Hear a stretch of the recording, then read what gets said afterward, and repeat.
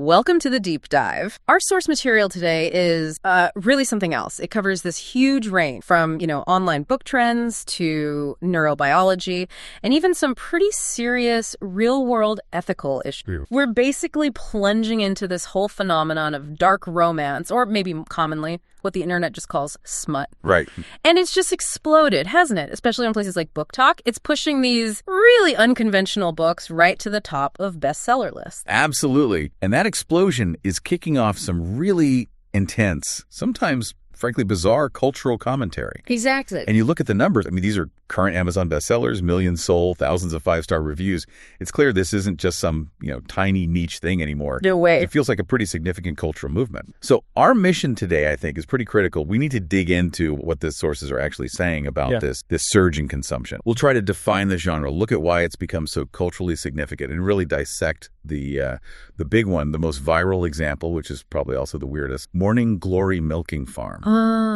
Yes, the Minotaur book. That's the one. And then maybe most importantly, we need to look at this real world event where the line between this kind of fantasy and, reality just completely blurred. It forces a really tough conversation about consent. Definitely. But before we get into milking minotaurs, we should probably clarify some terms the sources are throwing around. The language online changes so fast. Good point. We're seeing things like gooner, or specifically female gooner, which in certain internet circles is basically slang for someone who's really, really into porn or erotica, like addicted level. Right. And smut itself, it's basically become the go-to slang for these dark romance novels, especially the super explicit ones. Yeah, people seem to use smut and porn almost interchangeably when they're critiquing this stuff. They do. Critics often equate it directly porn, just in book. And when we talk about the book, the main exhibit, it's Morning Glory Milking Farm, MGMG, by C.M. Nescosta. That's the one everyone's talking about. The sources really hold it up as the prime example. A massive seller. Women are apparently raving about it, despite, the content being pretty out. Okay, so let's start with Book Talk, because it feels like that platform really kicked this whole thing into high. It's fascinating how social media has just completely reshaped how people find and talk about books. Oh, completely. The sources we looked at suggest that, traditional literary criticism, it's almost irrelevant in that space now. There's a whole new way of measuring a book's worth. Yeah, one analysis was pretty brutal, wasn't it? Saying Book Talk basically destroyed literature and flooded it with absolute slop. Strong words. Very strong. But the point was that the definition of a good book on the platform seems to have shifted dramatically. It's less about the quality of the writing or character depths or themes. It's about the spice level. Exactly. That's the currency. The main thing driving recommendations and sales is the spice level. And spice just means sexy porn. Pretty much. Explicit sexual content. How much spice does it have? What are the spiciest books you've read? That's the core conversation. The sources make it clear it's not an afterthought. It's the main selling point, the main evaluation tool. Wow. So it's like a commercial engine built purely on libido? We could definitely frame it that way. Which brings us straight to Morning Glory Milking Farm. Because if Book Talk built the engine, this book feels like the flagship model. We have to get into the plot because this is where things go off the rails, conventional. Right. And the setup is very deliberately tapping into a specific modern anxiety. You've got the main character, Violet. She's in her mid-20s. An overeducated millennial drowning in student debt. I think a lot of people recognize that feeling. Precisely. Facing the humiliation of maybe having to move back home, that debt crisis is what kicks the whole story off. Okay. Relatable start. Then what? Then this lifeline appeared, a classified ad, for a job that pays surprisingly well, full benefit, full time. But it's described as an unconventional job. Unconventional how? Well, it's in the neighboring magical town, Cambric Creek, at a place called Morning Glory Farm. And the sources really emphasize the appeal. Good money, benefits, no experience needed. It's like the perfect escape hatch from late-stage capitalism all wrapped up in one job ad. Too good to be true. There's always a catch. There is indeed a catch. And it's right there in the title, really, the milking farm part. Uh-oh. The catch is who she's working with, or rather working on, the clientele. Described in the book as grade A certified prime beef. Okay. Minotaur, bullmen. Right, so her job is milking minotaurs. Harvesting minotaur milk, yes. Yeah. The book apparently explains this away by saying the milk is used to make some kind of super potent Viagra for human men. Wow, okay. Yeah. That's a justification.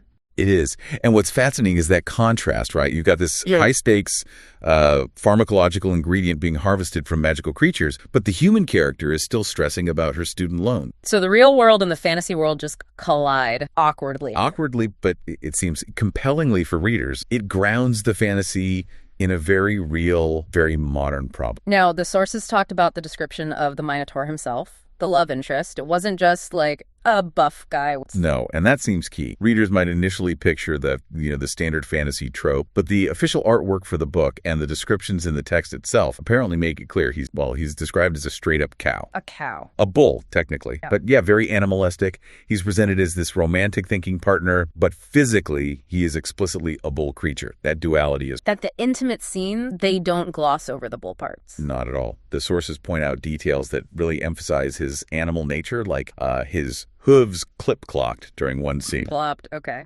And another quote mentioned the seam of his sack, which is very specific, very anatomical. It grounds the fantasy in this almost clinical physical reality. It forces you to remember you're dealing with a monster. And the kissing. I read something about the kissing. Yes. The description apparently focuses on his big and wide mouth and slimy tongue. One commentator singled that out as being more disgusting than anything else described in this book, which tells you something about the kind of strangeness readers are maybe looking. It's just so bizarre. Given all that, the reception makes more sense. Huge sales, but the ratings are all over the place. Exactly. That split really shows the book talk effect versus maybe more traditional. On Amazon, where the buyers are, it's got a really high rating, 4.1 stars from over 21,000 reviews. Pretty impressive. But then you go to Goodreads, which often attracts a slightly more critical, or at least more traditional reader base. Yeah. And the rating drops to 3.6, even with almost 60,000. That gap is telling. It signals that this book really hit a specific nerve with a specific audience, one that maybe doesn't align with older reading habits. And the reviews themselves sound like half the internet. People seem very aware of how absurd it all is. Oh, definitely. The humor seems really intentional, both from the author and the reader. You get 5-star reviews like a milking good time, sweet and creamy, the spice is spicing. Spice is spicing, catchy. Then you have the more over-the-top ones, like that famous line,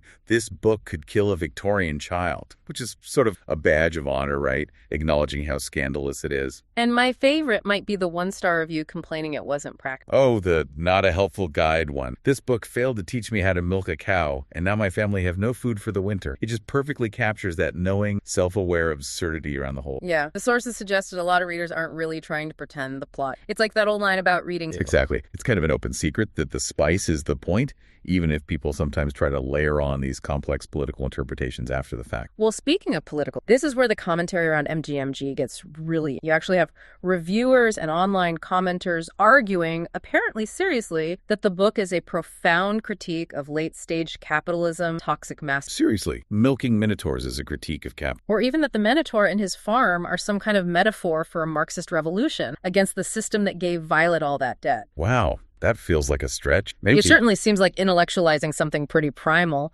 But, that core contradiction the sources highlighted is genuinely interesting. The student debt thing again. Yeah, this magical world with minotaurs and presumed magic, but it still has crypt student loan. It suggests, whether the author meant it or not, that real-world financial anxiety is just as inescapable as, mythical. That is kind of thought-provoking. It blends the mundane and the magical in a weirdly stressful way. Right. And there was another little detail the sources picked up on about the Minotaur himself, the love interest. Apparently, the text mentions he's progressive. He voted for Hillary. The Minotaur voted for Hillary. Okay, why does that matter? Well, the analysis suggests it matters because it frames this very dominant male figure not as some kind of, old school reactionary patriarch, but as someone socially aware. It makes his dominance more palatable maybe to the overeducated millennial protagonist. He's dominant, but he's our kind of dominant. Interesting. Okay, let's get into that key scene the sources kept bringing up, the one that really tests Violet's idea, the date scene. Ah, yes. This scene is really revealing about the power dynamics at the heart of the fantasy. What happens? So Violet's on a date with the Minotaur and trying to stick to her feminist principles, assert her independence. She tries to pay for her share of the dinner. Makes sense. What does he do? He physically stops her, just takes her hand, prevents her from paying. An immediate assertion of control. And then he gives this little speech, which the sources quote, and it's designed to put him firmly back in the provider role. How does he phrase it? Is it aggressive? It starts soft, actually. He says something like, "I don't want you to feel that you don't have any agency here. Your comfort is the only thing that counts right now." Kind of preempting resistance. Okay, softening her up. But then comes the hammer. He clearly states his position. "I'm in a position to comfortably spoil someone. So when you're with me, I'm spoiling you." End of story. End of story. Wow. So much for agency. Exactly. He acknowledges her desire for agency, only to completely override it with his financial power and, well, his sheer physical presence. It's described as a very sophisticated kind of control. And how does Violet react internally? Does she push back? That's the crucial part. According to the text, her internal reaction is immediate submission. Even while telling herself she's a good feminist and definitely couldn't be bought, the narrative apparently confirms she just melts. Gives in. The source quoted a line saying that if the Minotaur had suggested a blowjob right then and there, she would have fallen face first on his cock with an open mouth without a shred of hesitation. Whoa. Okay, that's explicit. And a pretty total surrender of her state. Absolutely. And that quote is basically the smoking gun for this whole two wolves idea that the sources were discussing. Right, the theory about conflicting drives within women. Exactly. The analysis posits this idea that inside every woman, there are these two competing forces. The strong, independent girl boss who wants to pay her own way and smash the patriarchy. And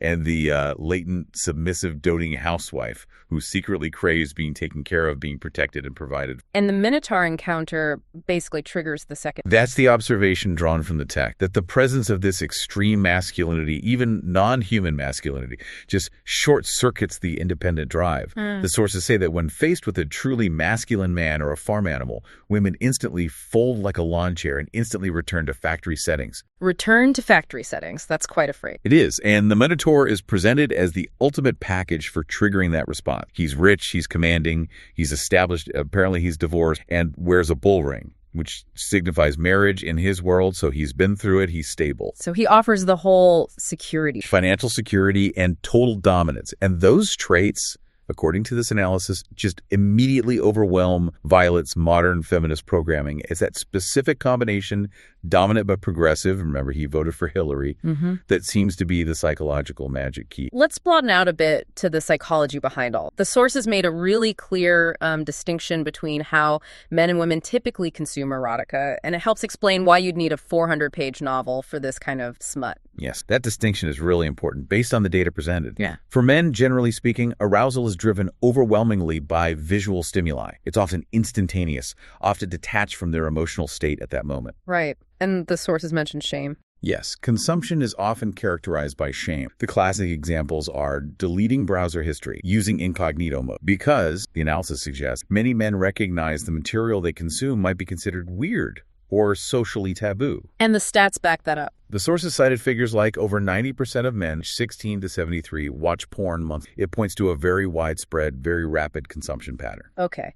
But for women, it's a totally different process. Radically different, according to the research reviewed. It requires an emotional stimulus. Women typically need to be turned on emotionally first. Which takes time. Exactly. And that explains why women are consuming this stuff openly, reading these long 400 to 600-page narratives. One source called it woman porn. The book format provides the necessary depth, the character development, the emotional backstory, the slow build of the relationship to create that emotional connection needed for arousal. So it's an investment, a narrative journey, not just a quick visual hit. Precisely. A slow burn. Okay, so that explains the format.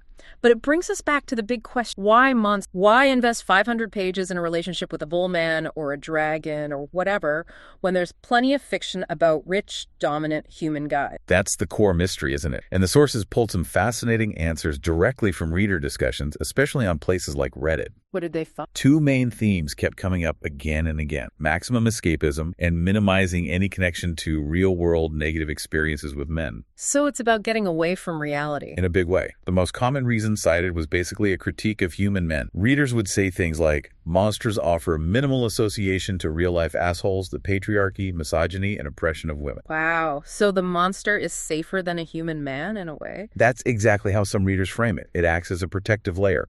Quotes included things like, monsters are less dangerous than dating actual men, or that the fantasy offers a safe haven because non-humans haven't betrayed and hurt me. That's quite bleak, actually. It is. The monstrosity itself becomes a shield. It removes the psychological risk of relating the fantasy dominance to actual human abusive behavior. Aha. It lets the reader enjoy the power imbalance without the real-world fear or guilt. The sources also mentioned something about body image and how that ties in. Yes, that was another interesting angle. For some readers, especially those who identify as fat women or women of color, monster romance offers a unique kind of escape from societal pressures. How so? One comment highlighted that because the fantasy is so far removed from reality, it's less likely to be bound by human beauty standards, especially the thin white ideal. In that non-human headspace, the feeling is, my size doesn't matter. The monster lover accepts the protagonist unconditionally, outside of human prejudice. That makes a lot of sense. Okay, let's talk about the specific mechanics of the fantasy. The sources mentioned dominance, submission, and some pretty specific biological elements. Right. The genre often focuses heavily on themes of submission,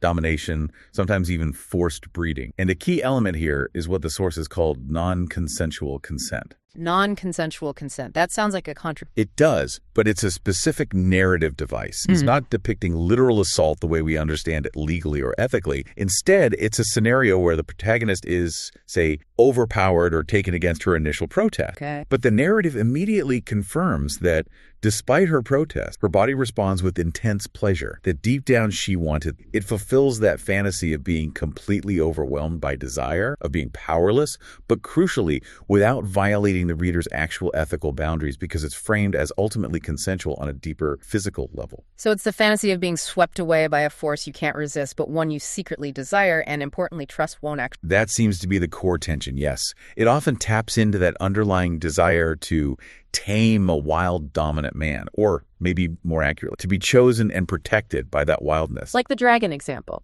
Exactly. The thought process cited was, my dragon boyfriend could rip me to shreds and kill me instantly, but he won't because he's nice and he loves me. The immense power imbalance is the thrill, but the fantasy requires the absolute certainty that the power won't be used maliciously. The monster's love is the safety net. And then there's the anatomy factor, the bizarre put it. Yes, the unique genitalia seems pretty central. It adds another layer of pure fantasy, separating it completely from mundane human erotica. It reinforces the escapism.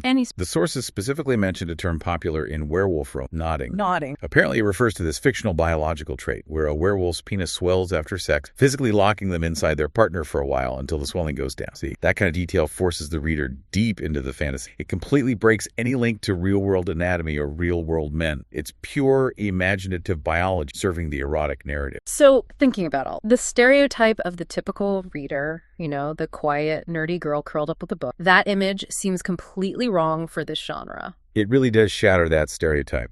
The analysis suggests we need to ditch that innocent image entirely. One source flatly stated that the quiet, nerdy girl reading this kind of stuff is often way more of a freak than the average hoe. Strong words again. But it highlights the shift. The traditional romantic fantasy, maybe falling for the cute farmer boy in a Hallmark movie, seems quaint now. The current fantasy, for this audience, involves getting clapped by demons and werewolves and goblins and ghouls. Getting clapped by goblins. Okay, yeah. And the source contrasted this with something like 50 Shades of Grey, which in comparison now apparently looks like missionary sex through a bedsheet for the sole purpose of procreation. So the baseline has shifted dramatically towards the extreme, the taboo, the monstrous. That's the argument. The desire seems to have migrated to the fringes, to the forbidden. Okay, we need to shift gears now because the sources brought up some really serious potential consequences of consuming this kind of intense fantasy, moving from sociology into neurology. This neuroplasticity argument was pretty alarming. It's a very critical point, raised by someone described as a doctoral candidate in human sexuality. The core idea revolves around how our brains learn through pleasure.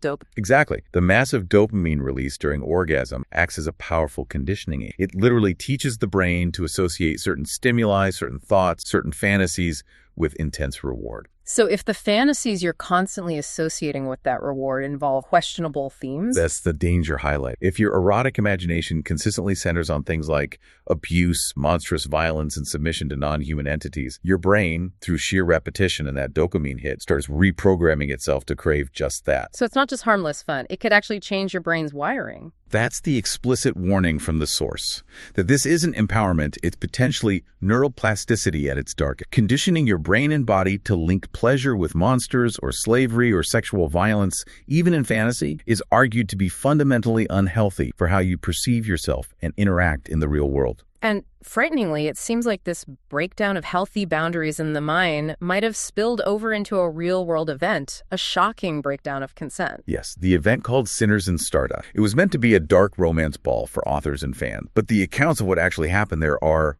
Well, they're detailed and they're deeply disturbing. What do they suggest? They strongly suggest that at least some attendees completely lost the ability to distinguish between the fictional world, where things like non-consensual consent are narrative trope, and the absolute necessity of real consent in human interaction. We should probably detail what happened to the victims. The sources focused quite a bit on a male victim known as Animus. He was in costume. That's right. Animus was cosplaying a character from the genre, and he reported being sexually assaulted by what was described as a mob of women. A mob? What did they do? According to his account, it escalated quickly. Women started putting their hands all over him, including inside his waistband and down his pants, all without his consent. He described being backed into a corner, physically overwhelmed, unable to even tell how many hands were on him.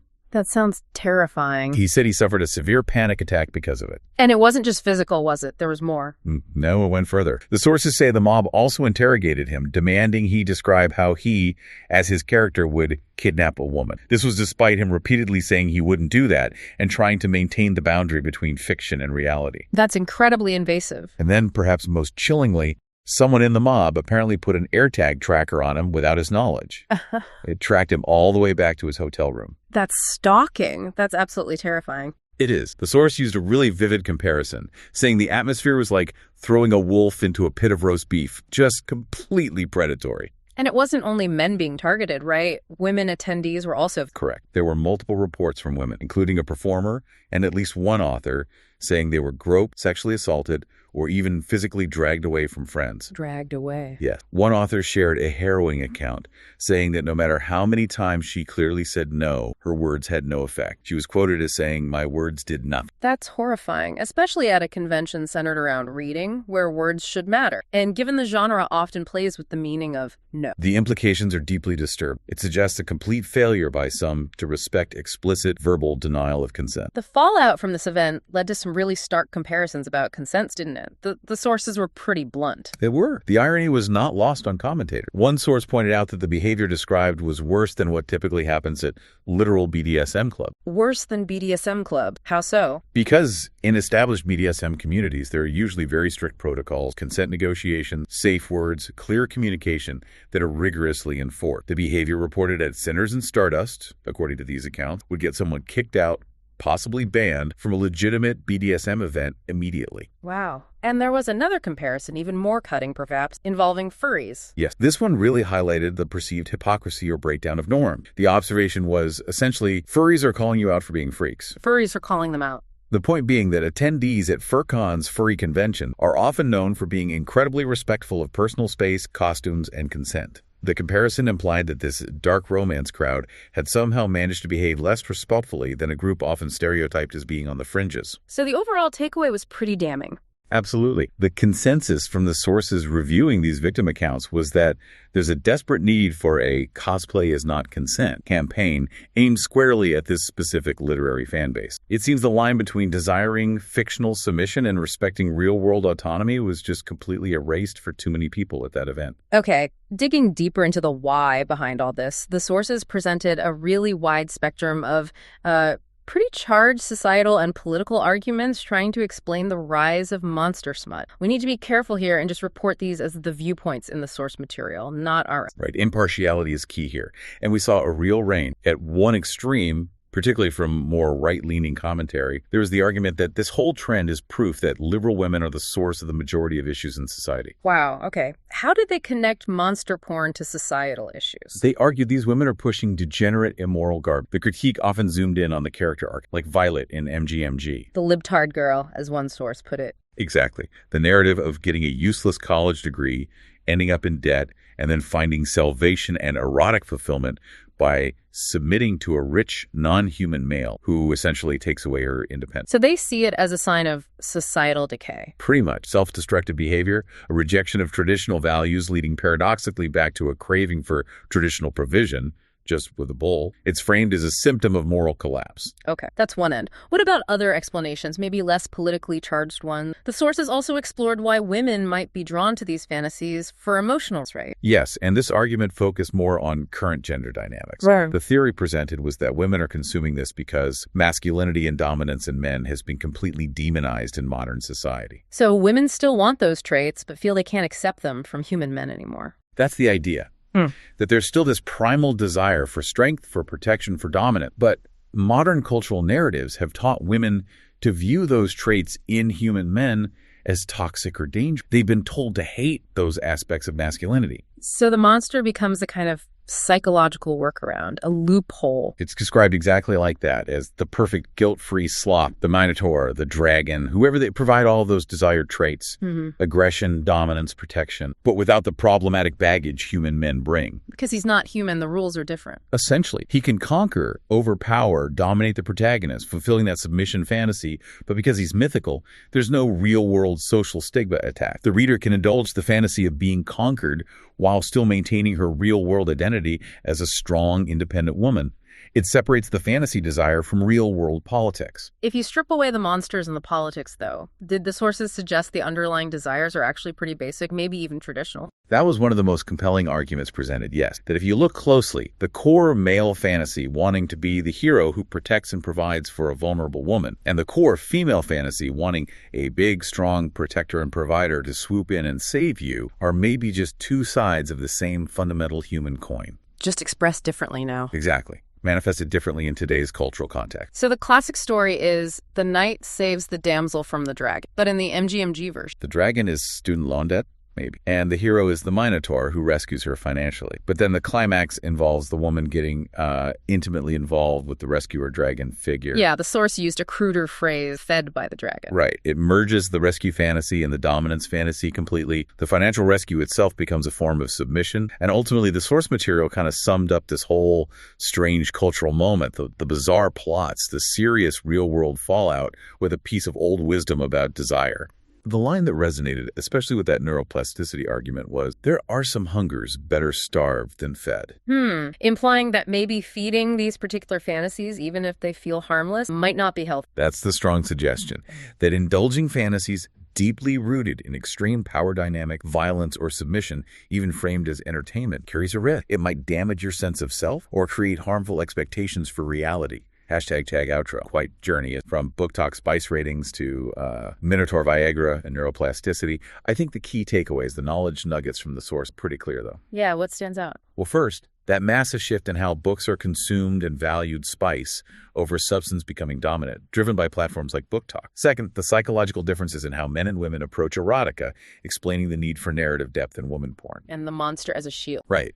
The monster as this psychological barrier, offering escapism from real-world trauma and critique of human relationship. Then there's the social and political commentary, however intentional or unintentional, embedded within these seemingly outlandish fantasies. And finally, the really sobering part. The very serious implications when those fantasy boundaries completely collapse in the real world, leading to events like Sinners and Stardust, and the crucial questions about consent that follow. Reflecting on all of it, what strikes me most is just how powerfully the mind can be conditioned. That neuroplasticity point combined with what happened at that convention. It feels like a really stark reminder that the line between what we desire in fantasy and what we expect or even enact in reality can be much thinner, much more fragile. Absolutely. That failure to uphold consent in a space literally built around fantasies of domination is probably the ultimate cautionary tale the sources leave us wrestling. So maybe a final thought based on everything we've unpacked. If modern erotic fan power part, what does that growing about current trouble, desire, shame? Thank you for joining Dive. As always, exploring the fast